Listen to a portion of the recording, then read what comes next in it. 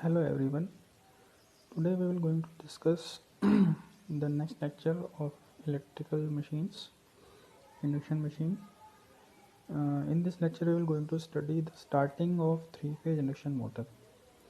Starting basically starting basically involves uh, the purpose why we use starters for three-phase induction motor. Actually, the starting current of the induction motor is very high. Due to this, we need starters to limit the starting current of the induction motor.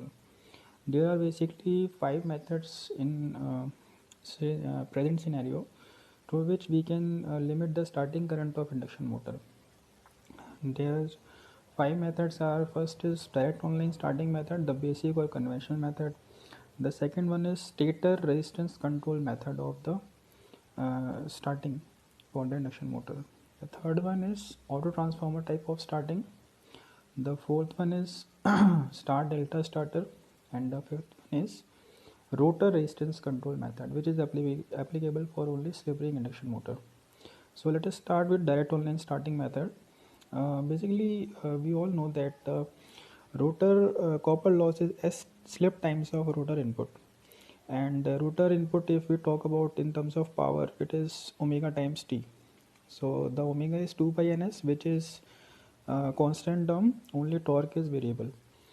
So we can insert the k times T term here and see that the rotor copper loss is S times of kt. From here we know that the torque equation comes out to be directly proportional to I2 dash square upon S.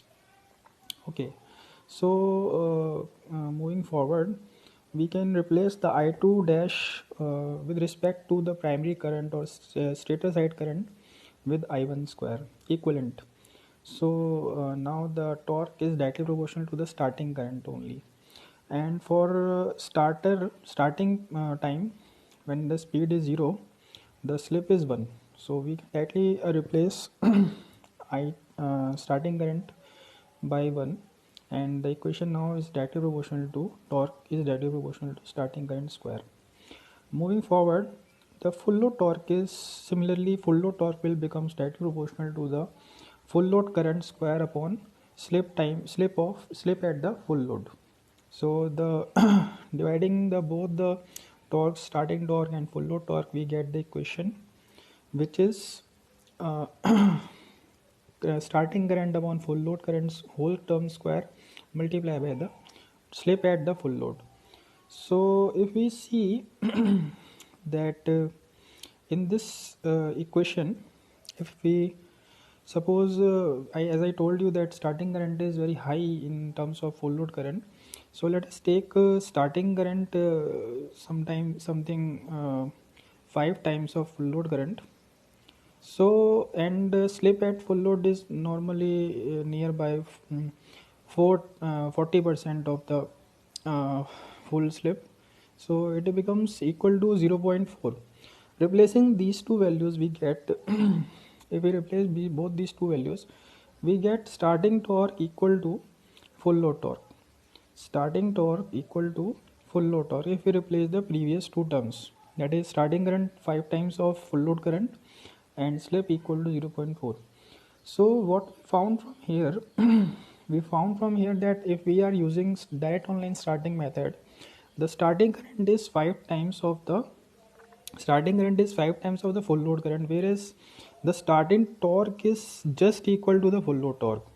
So it is not very beneficial for us to use this method because starting torque is not very high, but the starting current is very high. So we will move forward to look some other methods. So moving ahead, the next method comes is stator resistance starting. In this, the external resistances are connected in series with each of phase of the stator winding during the starting. This causes the voltage drop this causes the voltage drop across the resistance so that the voltage available across the motor terminals is reduced, and therefore starting current also reduces. So this method is also very efficient. Let us see how this is applicable. So what we are doing, we are providing external resistances to the stator side. There is one more method that I will discuss later, that is rotor side resistance control, which is applicable to only slip ring induction motor. But here we can limit the starting current by controlling the supply voltage by inserting resistances in the stator side. So now let us see what the equation will becomes. So suppose starting current is limited by x times x factor of the starting current to the full load current. So the limiting current is now, starting current is replaced by the limiting current, line current we can say. This is line current, let us say line current. So line current,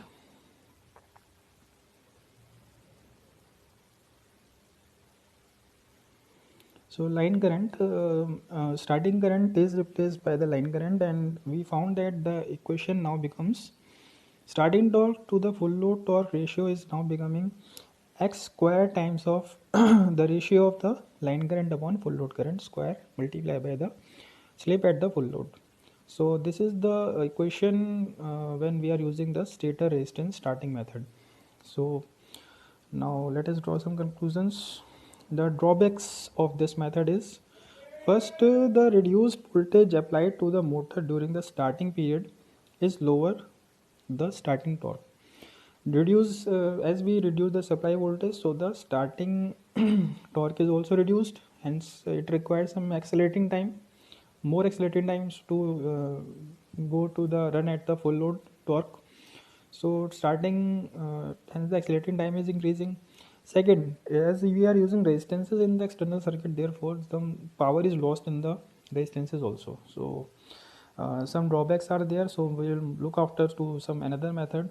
So moving to the auto transformer method. This method aims at connecting the induction motor to a reduced supply at starting and then connecting it to the full voltage as the motor picks up the sufficient speed.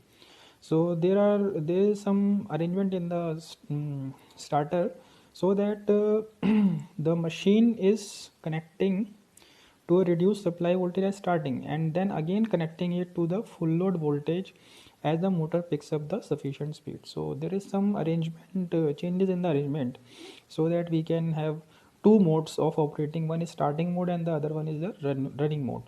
So there is some changeover switch here. Changeover switch is doing this activity to change the position from start to the run as the motor attains the 80% of the full load speed.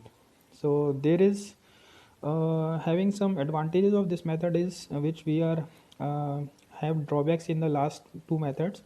Power losses reduces and starting current is also limiting and less heat radiated. So this method is very much useful and is in the use nowadays. So let us see the diagram of this method. There are two positions on the changeover switch. This is the changeover switch here. This is the changeover switch. There are two positions, start and run. So at starting we are using this position, and then running time we change the switch. So what will happen? The resistance's position is changing. So by varying the resistance in the auto transformer, we can limit the starting current. So moving ahead to the next method also, let us see the relationship. Similarly to the last method of the supply voltage control by using stator resistance method, there is some x times the terms.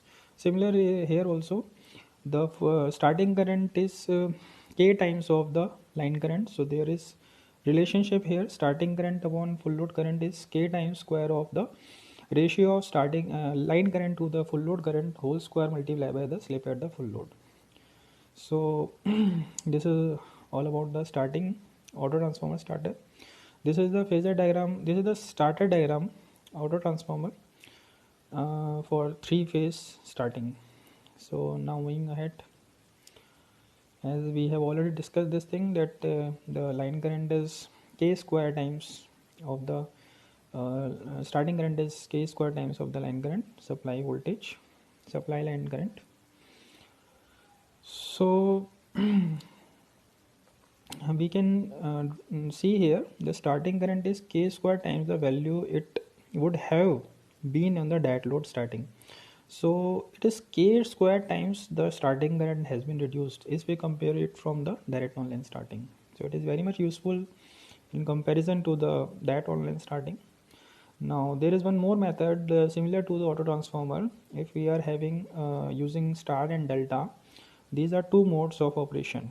So by using this method, we can reduce the starting current by 1 by 3 times of the full load current.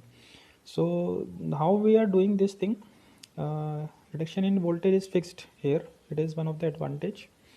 And as the stator phase is phase voltage is 1 by 3 times of the line voltage in the star connection, and the starting torque will becomes of 1 by 3 times of the in the delta connection. So we are getting high starting torque in using this method, as the motor is start in the star mode and running in the delta mode.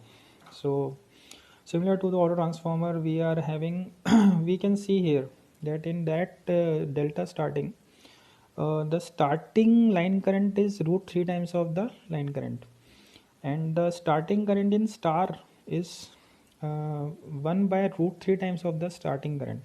So the motor is starting in star phase and it is running in the direct mode, so that the whole current is reduced by 1 by 3 times, and the torque is efficiently managed so that the starting torque is high, however the starting current is limiting. So this is the equation for star delta starting. And now look how this we are using the star delta starter.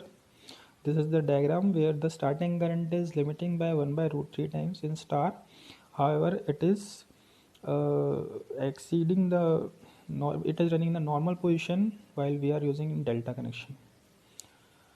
So there are some few points to remember. One is the starting line current is reduced. The starting line current is reduced to 1 by third times as compared to starting with the delta connection.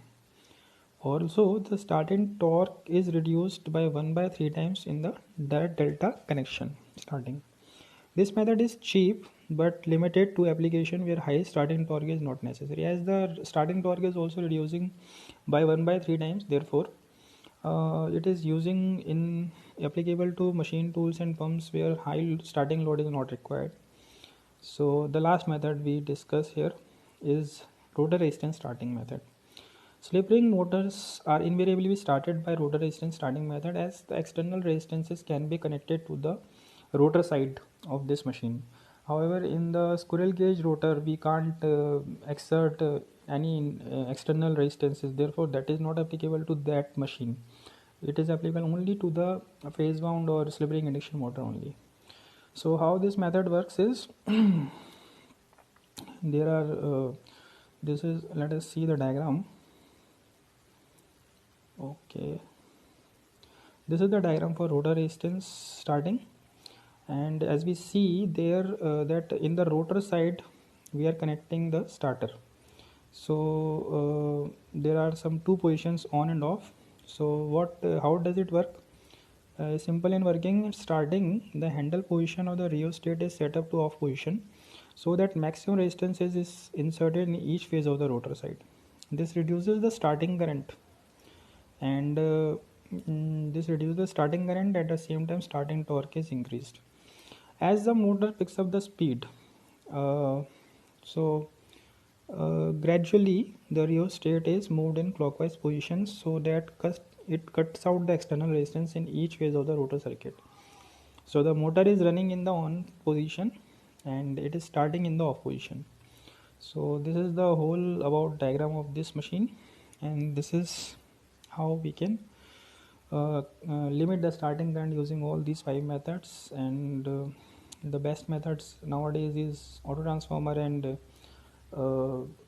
star delta starter, because external resistances are not there, so there is power consumption, external power loss is not there, not heat, too much heat is not there. So these methods are much beneficial is comparing to the other methods. So this is all about the starting of the induction machine. So this is all about today's lecture. I think that you all are benefited by this lecture. Thank you. Have a nice day.